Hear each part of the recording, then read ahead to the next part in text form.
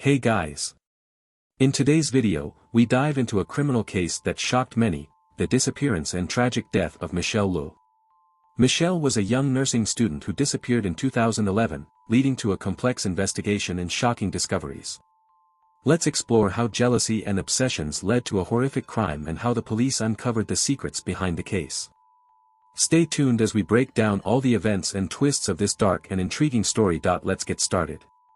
It was a sunny day in California, May 27, 2011, and at Kaiser Permanente Medical Center, everything seemed to be going smoothly. Michelle, a dedicated nurse in training, was on her shift, caring for patients with her usual care and attention.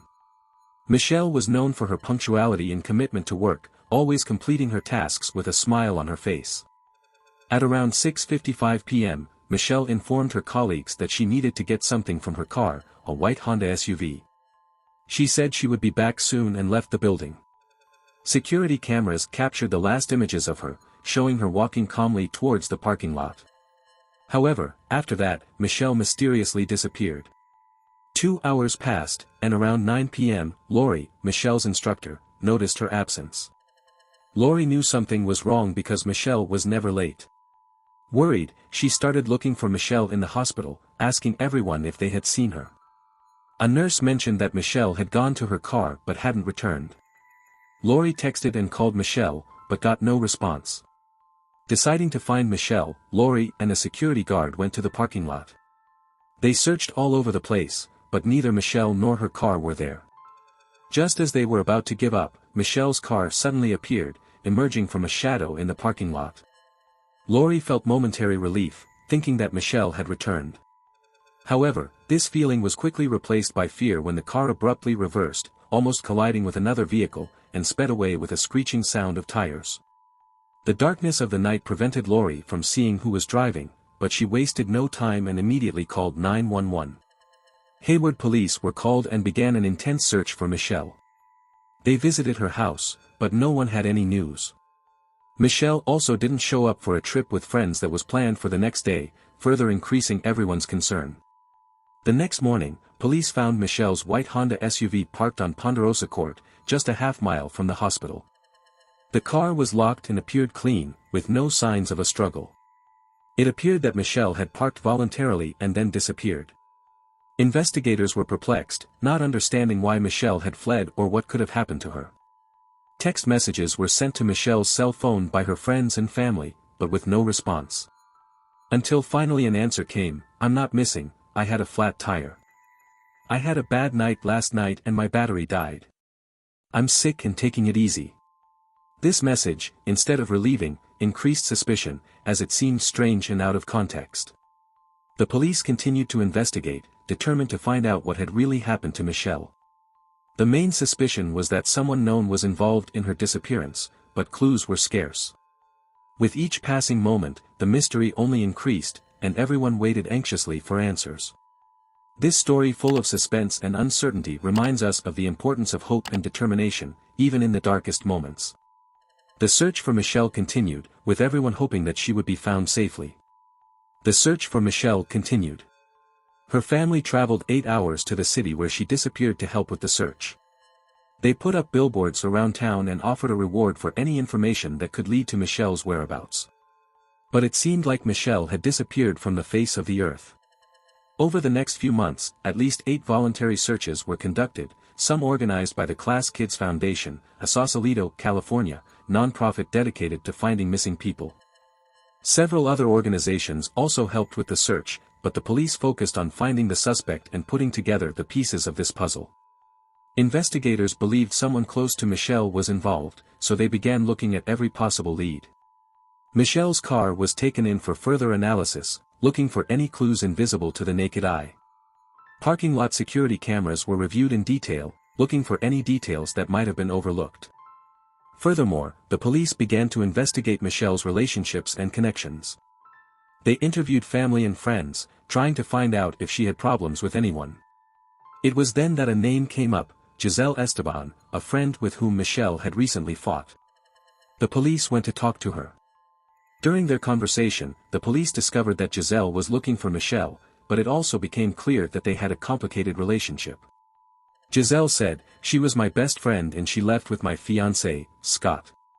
Giselle was born in 1984 in Union City and moved to San Diego where she met Michelle. They became close friends and studied at college together. In 2002, Giselle met Scott at university and later introduced him to Michelle, who dated Scott for a month. Later, Giselle started dating Scott. Michelle sent a message to Scott about an unwanted pregnancy, which Giselle saw and misinterpreted, thinking that Scott was her father, which led to conflicts between them. Giselle and Scott had a daughter in 2005, but separated in 2008. Giselle moved in with a new boyfriend in 2009, and Scott got most custody of their daughter, moving her to San Diego. Despite the problems, Michelle maintained friendships with both of them. After the split, Giselle demanded that Michelle choose between being friends with her or Scott. The search for Michelle continued, with police determined to solve her mysterious disappearance. Police were having difficulty finding Michelle, and over time they began to fear that she might be dead. The main evidence fueling this concern was the blood found inside her car. Despite this, Michelle's family continued to believe that she was alive. Michelle's sister expressed the family's hope and determination, saying, "Our biggest concern is finding Michelle and bringing her home. We will fight every day until we have her with us again." As the family held out hope, police began to become convinced that Michelle may no longer be alive. In addition to the blood found in the car, a pool of blood approximately 25 centimeters in diameter was discovered where the vehicle was parked. Inside the car, they found Michelle's ID from the School of Nursing, which she used to present to the instructor when necessary. However, something was wrong. The instructor was unable to recognize the identity as Michelle's. After investigations, it was discovered that the identity card was, in fact, stolen a few weeks ago. Investigators tracked Michelle's cell phone from the moment she left the hospital and entered the parking lot. The phone traveled a long way through the city of Hayward, back to the hospital and out again. The cell phone was last located in a remote area of Alameda County, a wooded and mountainous region. The situation became even more complex when a strange new detail emerged. An emergency room nurse reported receiving a call from Michelle the night she disappeared. About half an hour after Michelle left the hospital, the nurse received an urgent call.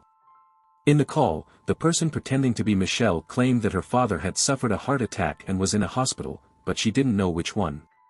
The person making the call made considerable effort, but made a crucial mistake. Michelle's father was in Vietnam, something the real Michelle would know very well. Police analyzed hours of recordings from the hospital's security cameras on the day of Michelle's disappearance and identified a person entering the hospital, Giselle Esteban. In the following months, Giselle was summoned by the police several times, but the evidence against her was still insufficient. With the arrival of autumn, the reward for information about Michelle's disappearance has been increased. Volunteers carried out the search with great enthusiasm, but the family was dissatisfied with the speed of the investigation. As a result, they hired a private detective to help. The police began to focus their attention on Giselle Esteban. It turned out that the strange ID found in Michelle's car had been stolen from the nursing school. Security cameras showed Giselle circulating around the school, carrying her ID. Additionally, Giselle's phone was traced to the same area where Michelle's cell phone was turned off and on again. When family and friends messaged Michelle, both women's phones were on the same route. There was an abundance of evidence linking Giselle to Michelle, but without Michelle's body, the police had no way to conclusively prove the connection. Then came a new development. Scott found Michelle's cell phone in the back seat of his car and immediately called the police, claiming that someone was trying to frame him and that someone was Giselle. Scott told police that in 2009, after gaining custody of his daughter, he was living in Northern California. A few months later, Giselle also moved to the same area. One day, Giselle suggested that the three of them meet to leave the past behind and renew their friendship. Michelle and Scott agreed to the meeting. However, after the meeting, Giselle felt even more uncomfortable with Michelle and started to blame Michelle for the end of her relationship with Scott. Giselle had a serious problem with Michelle and couldn't hide her hatred for her. The animosity between the two was palpable and became even more evident during a meeting Giselle had with Scott in a coffee shop. Scott didn't agree with some of Giselle's opinions, and this made her lose her patience. In an act of anger, Giselle threw a cup of coffee at Scott. This aggressive behavior was a clear sign of the growing animosity she felt. The situation only got worse over time. In February 2011, Giselle began sending extremely unpleasant and threatening messages to Michelle and Scott. In one of these messages, Giselle wrote that if Michelle was really someone's friend, she should disappear and leave Giselle's family alone. She used strong words to describe Michelle, calling her a parasite and accusing her of being an undesirable person who was only in the way because she had nothing else to do. Another message said that Scott and Michelle deserved each other and that they were both pathetic. The hateful messages continued to arrive, one after another, for more than a month.